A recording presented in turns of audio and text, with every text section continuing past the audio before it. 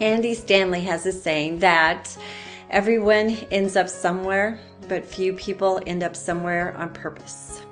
And I love that saying because that truly was one of the things that drew me to Mary Kay. It was understanding that life is meant to be intentional and life is meant for progress. And I don't think that's always something that I have grasped entirely through my life until I walked into this company and this business, realizing that a great part of the essence of Mary Kay is truly about the foundation of setting a goal in front of you and then reaching a goal and then making a decision to set a new goal and go after that goal. And if you don't reach the goal, to reset a goal. So with that being said, I'm going to lay a foundation about what I feel is remarkable about this company when you understand a little bit more about what we stand for. Because truly it is a company that is a movement. It is a company that's all about a cause. It's a company that is for the sake of women. And Mary Kay founded this company for that very purpose because she was a single parent. She was a single parent supporting her children, working for companies in which she would train men that they would place in positions above her after she was the one who educated them about the position and helped them understand. She was not making near as much money as the men were who were in her position, so she wanted to create, when she retired, a dream company. So here are the components of a dream company. I believe that in our company we transform women's lives, and I believe there are 4 different ways in which we do that, different areas. And my question to you, or my desire for you, would be which of the 4 areas that I'm going to speak about very quickly here is the one, maybe probably more than one, but what's the one that really speaks to you the most? What stirs your heart the most? What do you care about the most?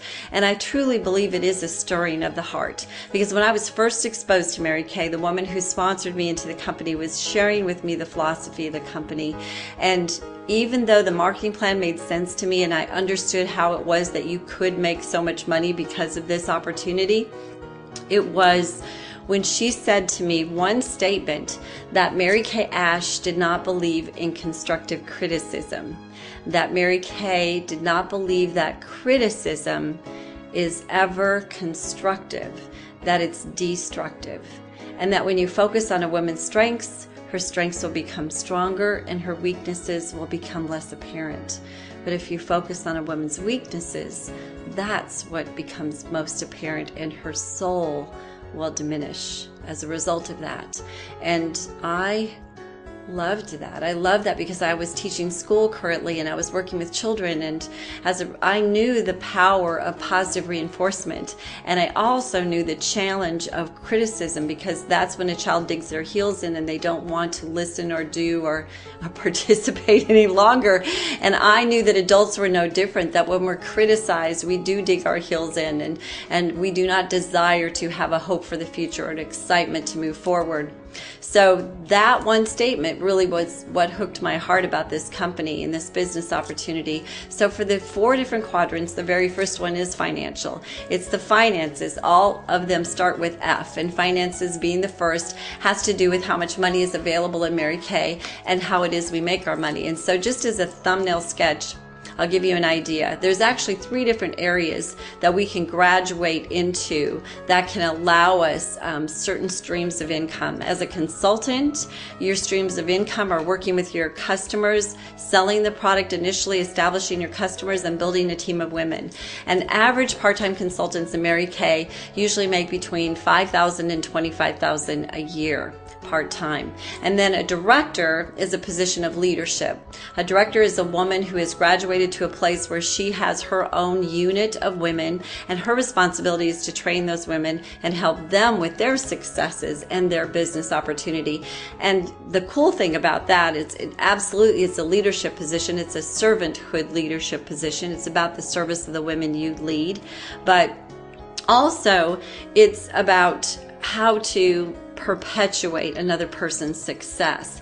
And an average income for a director switches pretty dramatically. Consultants $5,000 to $25,000 a year. Director is $5,000 to $25,000 a month. So it is a huge shift in income.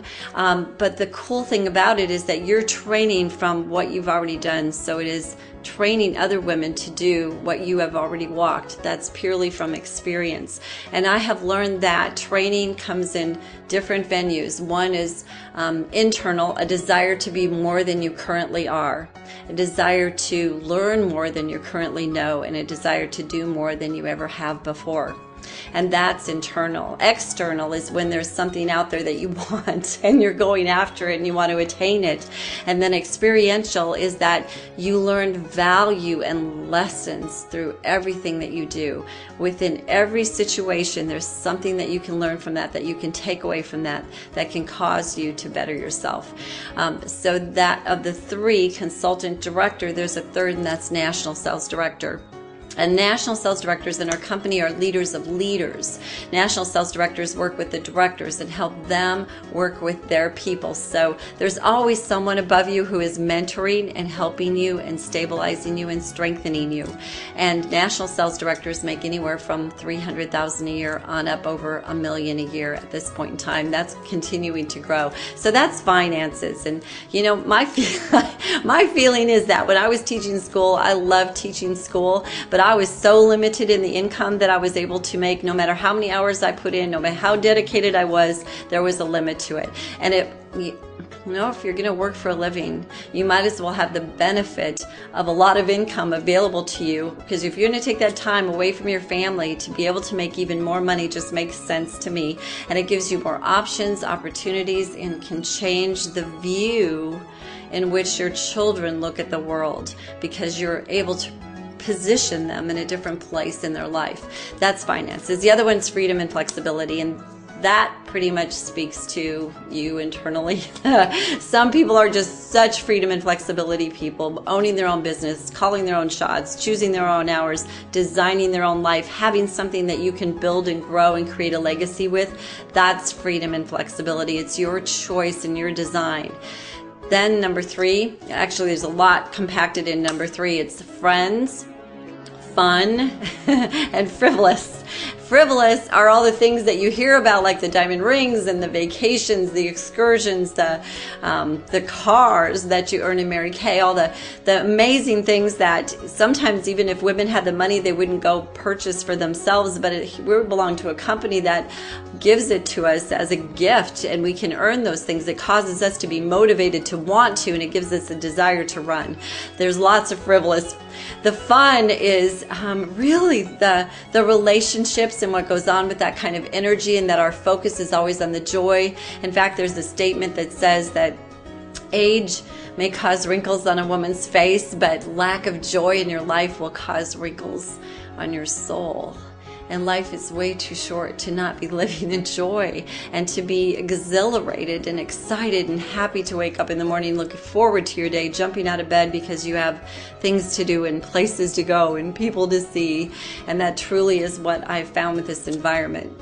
And then the friends. Well, friends are, I guess how I usually position it is that the women in our company are mentally healthy and emotionally stable. And I say that because I believe when you're others focused and you're helping other women with the product or helping them with believe in themselves, that when you're others focused, then you are mentally healthy and emotionally stable, because you're not thinking about what you're lacking in your life. You're not thinking about what you're frustrated about. And whatever you focus on is what you expand into your life.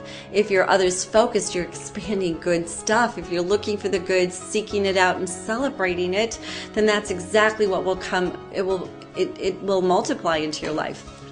So having friends that are of that quality is a gift. It's absolutely a blessing in your life, because women in that category give you advice based on health, based on good stuff, based on what's best for you, what they believe for you, and they challenge you to be your best, and they cause you to want to have greater character, and they celebrate your successes with you. And I know that many of you have had friends that haven't done any of those three things. So that in itself is a gift. And then the last one is foundational growth. And the question I always ask with this one is, if you had 10 times more personal self-confidence than you have at this moment, would your life look different? And if it would look different, what would be different about your life? The benefit of personal self-confidence. I believe that's where the Holy Spirit truly resides in our soul. Really, it surges within us. The more confident we are, the better stuff we can do. The more situations we'll walk into, the focus is on the other person. I mean, it's just such a great thing. And I believe that the Holy Spirit just really is able to come alive even more so when we are not containing and we are not captive in our insecurities and our indecision. So that foundational growth is tremendous. And I watch women every day accomplish things they never thought they could do because of that growth. And that growth happens because of other people's belief in them, and because we do challenge you to step outside your fears, outside your comfort zones, and into uncertainty sometimes. Because really living in the land of familiar is not all that fun. But living beyond your comfort zone is when your greatest of blessings reside. God calls us out of what we know into what we don't know, so that we can really learn what He has for us. It's not what we see before us that our life is, it's where we know He can take us. So if I were to bring all this together and suggest that there's a benefit in this business for every woman listening to this, I truly feel that every woman in the world should spend at least a year of their life in this company because of all those 4 reasons that could benefit you. So here's my question. If finances would cause your life to be less stressful, if you would have more opportunities and possibilities, and you wouldn't be bogged down about what you can't afford, and would consider what you do if you had the ability to give and contribute more, why would you wait?